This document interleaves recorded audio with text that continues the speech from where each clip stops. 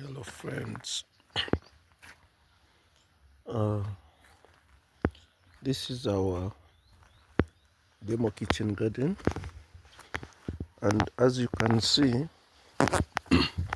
we have actually been disturbed by the heavy sun for quite long, but now our vegetables and green have actually started uh, growing smartly and very well.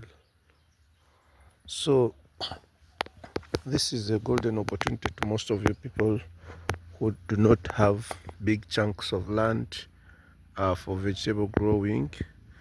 You can start these simple vegetable gardens at your home and actually maximize all the resources and opportunities that are actually available uh, from the government.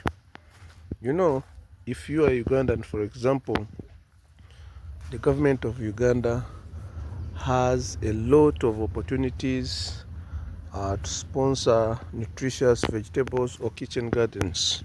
So you should be aware and maximize these opportunities.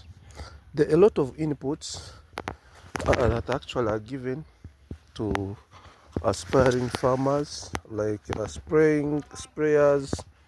We have a lot of seedlings, fertilizers, and everything.